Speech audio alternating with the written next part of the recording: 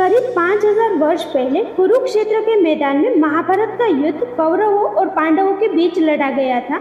जानकारी के लिए बता दें कि महाभारत का युद्ध प्राचीन समय का सबसे विशाल युद्ध था, जो कि लगभग 18 दिनों तक चला था, जिसमें कौरवों को 11 और पांडवों को 7 अक्षौहिणी सेना प्राप्त थी। साथ ही युद्ध का अंत कौरवों के हार और पांडवों की जीत से हुआ था।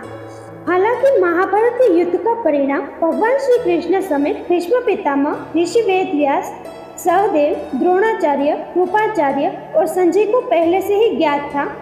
ऐसे में महाभारत के युद्ध के पश्चात 12 ऐसे योद्धा जीवित बचे थे, जिन्होंने महाभारत के युद्ध के दौरान अपने कौशल और पराक्रम का परिचय दिया था।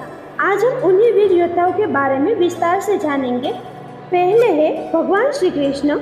भगवान विष्णु के अवतार श्री कृष्ण महाभारत के युद्ध में पांडवों की तरफ से युद्ध में शामिल हुए थे, क्योंकि पांडवों ने सदैव श्री कृष्ण के प्रति अपनी भक्ति प्रकट की थी।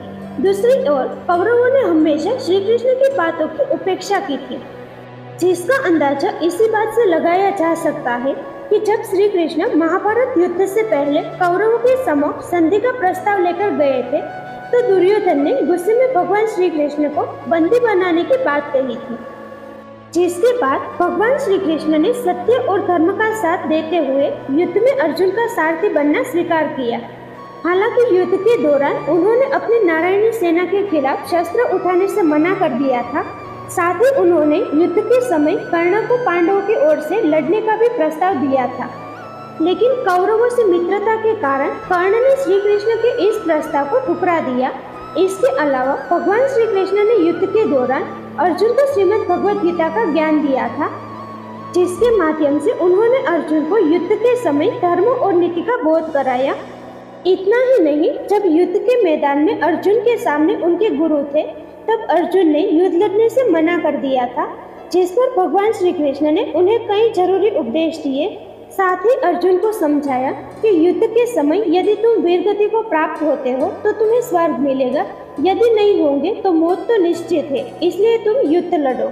इसके अलावा युद्ध स्थल पर जब कर्ण ने अर्जुन को मारने के लिए तीर कमान से अर्जुन पर वार करना शुरू किया, तो भगवान श्री कृष्ण ने स्वयं 12 बाणों की पीड़ा को सह लिया था, और इस तरह से भगवान श्री कृष्ण ने अपने प्रिय भक्त अर्जुन के प्राणों की रक्षा की। साथ ही भगवान श्री कृष्ण ने महाभारत के युद्ध में अर्जुन को ज्ञान, भक्ति और कर्म तीनों की शिक्षा दी थी। अंततः हम कह सकते हैं कि भगवान श्री कृष्ण महाभारत के बलशाली योद्धाओं में जाने जाते हैं। दूसरा है अर्जुन। पांडुपुत्र अर्जुन महाभारत के प्रमुख योद्धाओं में से एक थे। अर्जुन को पार्थ, धनंजय इत्यादि नामों से भी पुकारा जाता है। उन्होंने द्रौपदी को एक स्वयंवर में जीता था। कहा जाता है कि इंद्र देवता के आशीर्वाद से अर्जुन का जन्म हुआ था। साथ ही अर्जुन गुरु द्रोणाचार्य के योग्य शिष्यों में से एक थे, जिन्हें धनुर्विद्या का पूर्ण ज्ञान अर्जित था। तो वही गुरु द्रोणाचार्य द्वारा जब अर्जुन के बेटे अभिमन्यु की मौत हो गई, तब उसका प्रमुख कारण जयद्रथ को मारकर अर्जुन ने उसका वध करने का संकल्प लिया था। इस प्रकार हम कह सकते हैं कि महाभारत का युद्ध जीतने में अर्जुन का भी विशेष योगदान था। तीसरा है भीम। पांडुपुत्र भीम 5 पांडवों में सबसे अधिक बलशाली थे, जो कि पवन देवता के आशीर्वाद से उत्पन्न हुए थे। यह पांडवों में सबसे ज्येष्ठ युधिष्ठिर के सबसे प्रिय भाई थे। इनमें लगभग 10,000 हाथियों के समान ताकत थी। इतना ही नहीं, महाभारत के युद्ध का अंत भी भीम के हाथों ही हुआ था, क्योंकि उन्होंने ही दुर्योधन समेत सभी कौरव भाइयों का वध किया था। इनका प्रमुख अस्त्र गदा है। तो वही कहा जाता है कि भीम का विवाह मायावी राक्षसनी हिडिंबा से हुआ था, जिनसे इनका पुत्र घटोत्कच पैदा हुआ था। वह इतना शक्तिशाली था कि वह दुश्मन सेना को अपने पैरों के नीचे ही कुचल दिया करता था। तो वही बलशाली भीम ने अनेकों राक्षसों का वध किया था। इतना ही नहीं, महाभारत के युद्ध के दौरान भीम ने द्रौपदी के चीरहरण का बदला दुशासन का सीना चीर कर लिया था। इस प्रकार महाभारत के युद्ध के समय भीम ने दुर्योधन के साथ गदा युद्ध किया और उसे पराजित कर महाभारत का युद्ध जीत लिया। चौथा है युधिष्ठिर। 5 पांडव भाइयों में युधिष्ठिर सबसे बड़े भाई थे। युधिष्ठिर महाराज पांडु और कुंती के पहले पुत्र थे। उन्हें धर्मराज का पुत्र भी कहा गया है। युधिष्ठिर भाला चलाने में निपुण थे और सदैव सच का साथ दिया करते थे। इसके साथ ही युधिष्ठिर एक अच्छे राजनीतिज्ञ, धर्मनीति और सत्यनिष्ठ थे। महाभारत के युद्ध से पहले युधिष्ठिर ने अपने सभी गुरु तुल्य व्यक्तियों भीष्म पितामह, द्रोणाचार्य, मामा शल्य और कृपाचार्य का आशीर्वाद ग्रहण किया था। हालांकि युद्ध के समय मामा शल्य का वध भी युधिष्ठिर के हाथों ही हुआ था। इसके अलावा युधिष्ठिर ने अपना धर्म कर्तव्य निभाते हुए महाभारत युद्ध की समाप्ति के पश्चात सभी मृत सैनिकों के शवों का अंतिम संस्कार किया था। इस प्रकार युधिष्ठिर ने युद्ध स्थल पर अपना कौशल और धर्म दोनों एक साथ निभाया। इतना ही नहीं, युद्ध समाप्ति के बाद युधिष्ठिर ने राजपाट त्याग दिया था। पांचवा है नकुल। हिंदुओं के पवित्र काव्य महाभारत में वर्णित पांडवों में से नकुल एक थे। यह महाराज पांडु की दूसरी पत्नी माद्री के पुत्र थे। यह अपने नाम के भांति बुद्धिमान, केंद्रित, परिश्रमी, रूपवान, स्वास्थ्य, आकर्षक, सफल, आदर करने वाले और प्रेम पूर्वक व्यवहार करने वाले थे। पांडव नकुल के विषय में एक बात कही जाती है कि वह बारिश में बिना जल की बूंद को छुए घुड़सवारी कर सकते थे। इतना ही नहीं, अत्यधिक सुंदर होने के कारण इनकी तुलना कामदेव से की जाती है। साथ ही यह पशु शल्य चिकित्सा में निपुण थे। महाभारत के युद्ध में इन्होंने अपने पराक्रम से कौरवों को धूल चटाई। साथ ही नकुल अपनी तलवारबाजी के लिए भी जाने गए। छठा है सहदेव। सहदेव पांचों पांडवों में सबसे छोटे थे। कहा जाता है जब माता माद्री को 2 जुड़वा संतानें हुई तो यह भविष्यवाणी हुई थी कि नकुल और सहदेव के रूप में उत्पन्न यह रूप और शक्ति अश्विनों से बढ़कर होंगे। इसके अलावा सहदेव परशु अस्त्र चलाने में निपुण थे। इतना ही नहीं, सहदेव को त्रिकालदर्शी भी माना जाता है। सहदेव महाभारत के उन चुनिंदा लोगों में शामिल है जिन्हें महाभारत के युद्ध का परिणाम पहले से ही ज्ञात था। तो वही युद्ध के दौरान इनके रथ पर हंस का ध्वज लहरा रहा था। उन्होंने गुरु द्रोणाचार्य से ज्योतिष विद्या भी सीखी थी। साथ ही युद्ध के मैदान में उन्होंने अपनी युद्ध नीति से कौरवों को शिकस्त दी थी। सहदेव की कुल 4 पत्नियां थी, तो वही उन्हें भविष्य में होने वाली घटनाओं के बारे में पहले ही ज्ञात हो जाया करता था। लेकिन श्री कृष्ण ने कहा था कि यदि वो महाभारत के युद्ध का परिणाम किसी को बताएंगे तो उनकी मौत निश्चित है। वही बात करें कि सहदेव को त्रिकालदर्शी क्यों कहा जाता है, तो उन्होंने अपने पिता पांडु के मस्तिष्क के 3 टुकड़ों को खाया था, जिससे उन्हें इतिहास, वर्तमान और भविष्य का ज्ञान हो गया था। 8वें है अश्वत्थामा।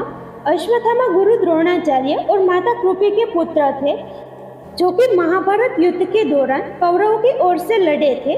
कहा जाता है कि अश्वत्थामा के मस्तक पटल पर एक मणि मौजूद थी, जिससे उन्हें कोई मार नहीं सकता था। लेकिन महाभारत युद्ध के दौरान जब उनके पिता की मौत हो गई, तब अश्वत्थामा ने क्रोधित होकर युद्ध में ब्रह्मास्त्र का उपयोग किया था, जिससे युद्ध भूमि शमशान भूमि में तब्दील हो गई थी। तभी भगवान श्री कृष्ण ने अश्वत्थामा को करीब 3000 वर्षों तक कोढ़ी बनकर जीने का श्राप दे दिया था। इसके अलावा युद्ध भूमि में अश्वत्थामा ने भीम के पुत्र घटोत्कच और घटोत्कच के पुत्र अंजन पर्वा का वध किया था। इतना ही नहीं, महाभारत के युद्ध में अश्वत्थामा ने कुंती भोज 10 पुत्रों को मौत के घाट उतार दिया था। इस प्रकार अश्वत्थामा और गुरु द्रोणाचार्य ने मिलकर कौरवों की तरफ से महाभारत युद्ध में पांडवों को मुंहतोड़ जवाब दिया था। 8वें है युयुत्सु। महाभारत में वर्णित युयुत्सु राजा धृतराष्ट्र के एक वैश्य दासी की कोख से जन्मे थे। हालांकि यह धर्मात्मा प्रवृत्ति के थे, जिसके चलते युयुत्सु कभी भी कौरवों से इत्तेफाक नहीं रखते थे। इसलिए युद्ध प्रारंभ होने के बाद यह पांडवों की ओर से लड़े थे। इतना ही नहीं, जब युधिष्ठिर ने युद्ध शुरू होने से पहले घोषणा की थी कि मैं यह युद्ध धर्म के लिए लड़ रहा हूँ और जो धर्म के लिए यह युद्ध लड़ना चाहता है वो मेरे साथ आए, तब कौरवों की सेना से अकेले युयुत्सु आगे आए थे। महाभारत युद्ध के दौरान युधिष्ठिर ने युयुत्सु को हथियारों और रसद प्रबंध का कार्यभार सौंपा था, जिसे युयुत्सु ने जिम्मेदारी के साथ निभाया। इतना ही नहीं, युयुत्सु ने ही अपने पिता धृतराष्ट्र की मृत्यु के बाद उनकी चिता को आग लगाई थी। 9वें है सात्यकी। सात्यकी अर्जुन के परम मित्र थे। साथ ही वह महाभारत युद्ध के दौरान यादव की सेना को प्रधान सेनापति थे। सात्यकी शिनी का पुत्र था और उन्होंने अर्जुन से धनुर्विद्या सीखी थी। हालांकि प्रारंभ में जब श्री कृष्ण की सारी नारायणी सेना कौरवों की ओर चली गई थी, तब सात्यकी ने श्री कृष्ण से निवेदन किया था कि वह अपने गुरु अर्जुन के खिलाफ युद्ध नहीं लड़ सकेंगे। ऐसे में फिर उन्होंने पांडवों की ओर से युद्ध लड़ा। कहा जाता है कि सात्यकी ने ही आगे चलकर कृतवर्मा का वध किया था।